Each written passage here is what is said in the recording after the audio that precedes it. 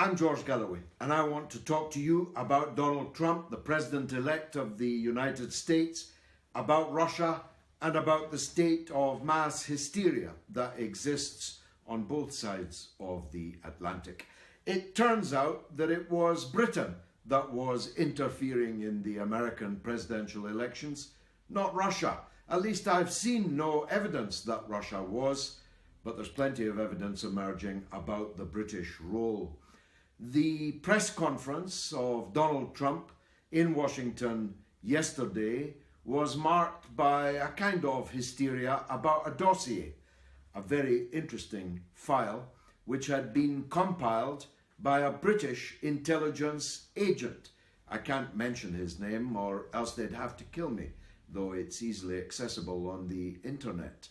He is said to be a retired British intelligence official, although I'm not sure that they ever really retire from the service. Anyway, he wrote a report containing the most fantastical, weird and wonderful stories about Donald Trump's conduct in Russia and in particular in a hotel in Moscow. I won't go into the details in case children or old ladies are watching this. But suffice to say, it went to the character issue of Donald Trump and to his moral standing. It turned out that the dossier had been passed to the United States through a former British ambassador to Moscow. That former ambassador has not yet been identified, but can only be one of 7 such former ambassadors. And that former ambassador gave it to the leader of the war party in Washington, Senator John McCain, who will not be happy until mushroom clouds are again sprouting in the world. And McCain gave it to the head of the FBI. The CIA put it in a security briefing. They either did, as they say, or didn't, as Trump says, present it to President-elect Trump when the heads of the spy agencies met him a few days ago. Now, this dossier fell apart very quickly. It was filled with glaring schoolboy howlers.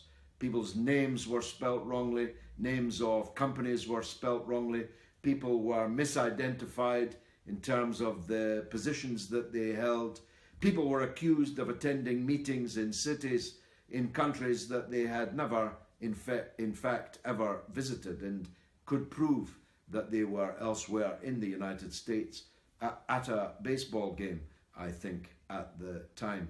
So it has been quite widely discredited, but not before it was cascading around the world thanks to right-wing media organizations like CNN and BuzzFeed, picked up then by virtually every newspaper and network in the world. So on the principle that some people believe there's no smoke without fire and that mud sticks even when it has no right to, Trump has been severely diminished and degraded by the dossier produced by the British. Now, in 1925, something called the Zinoviev letter helped to bring down the first ever Labour government in Britain. It purported to be a letter from the head of the Comintern, Grigory Zinoviev, to his lieutenants in British Labour movement politics, giving them their marching orders and in particular encouraging them to acts of sedition within the British armed forces. This brought down the Labour Prime Minister, even though it was quite quickly actually proved to be a forgery that had been produced by, you've guessed it, British intelligence. That brought down the Prime Ministership of Ramsay MacDonald, and this one is aimed at another Donald Trump. Now, just for the avoidance of doubt, I am not happy that Donald Trump is the President of the United States. That should have been Bernie Sanders. But I'm very happy indeed that Hillary Clinton is not to be the President of the United States. And if Donald Trump were to live up to his flagship policy of reducing tension with Russia, of turning the volume down on the anti-Russian hysteria of these last few years, then he'd be doing the world a big favour. And what I believe is happening here is a kind of soft coup d'etat, probably not to stop Trump taking the oath of office in less than a week, because that's a pretty forlorn hope and would in any case probably produce civil war in America. But to cut him off at the knees, to put him into a political corner so that he feels intimidated about pursuing his rapprochement with Moscow. Now, the signs are, early signs, that some of his lieutenants in very powerful positions, Secretary of State designate for Defense, even Secretary of State Tillerson himself, the signs are that this intimidation is working. On the other hand, Trump was so robust in his press conference and so hostile to these intelligence services, spy agencies that are trying to put him in this corner, that it remains an open question whether Trump's going to have the guts to follow through. If he does, then frankly, there's a clear and present danger upon his life.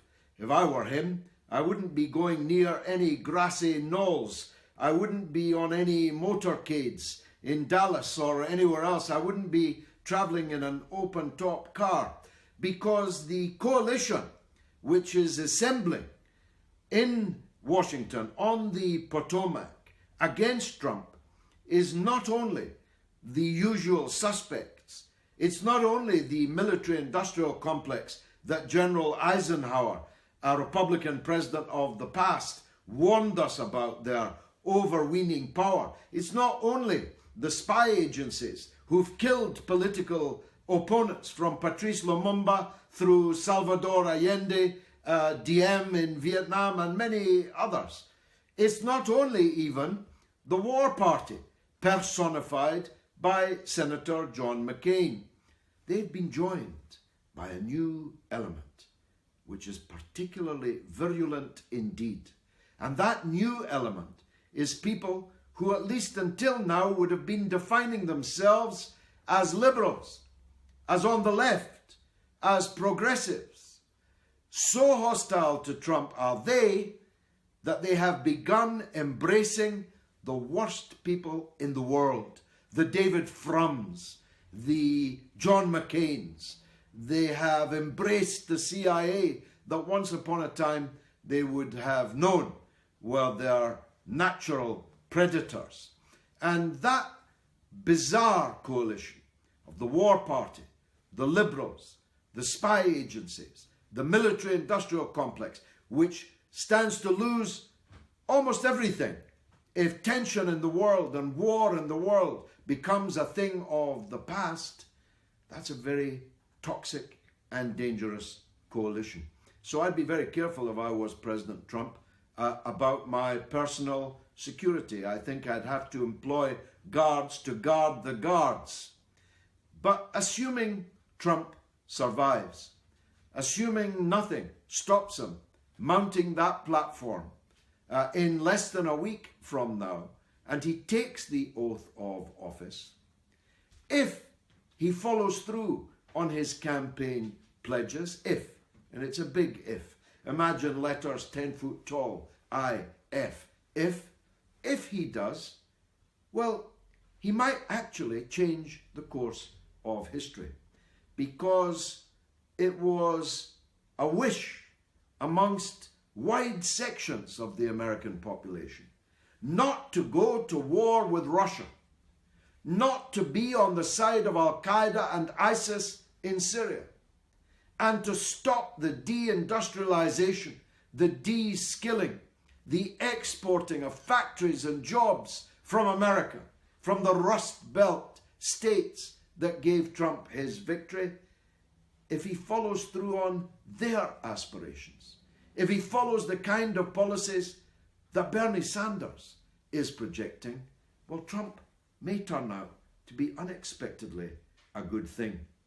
But if he doesn't, if he succumbs, not to the blackmail of the Russians, but to the blackmail of the deep state in his own country, well, my goodness, we are in for a turbulent roller coaster over the next 4 years, maybe 8 years. My last word is this.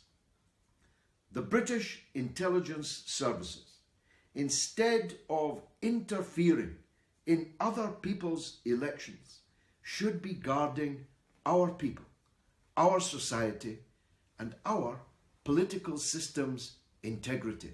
And as you saw from my last video on the activities of the Israeli embassy in London, hard evidence of interference in our democratic political process by a foreign power on behalf of a rogue state, the British intelligence would be better paying attention to protecting us from that, yes, and from the threats that are abroad and even some within against our people and against our interests.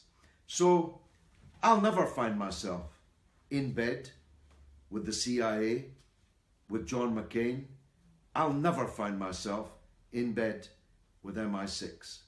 We'll talk about this again sometime, I'm sure.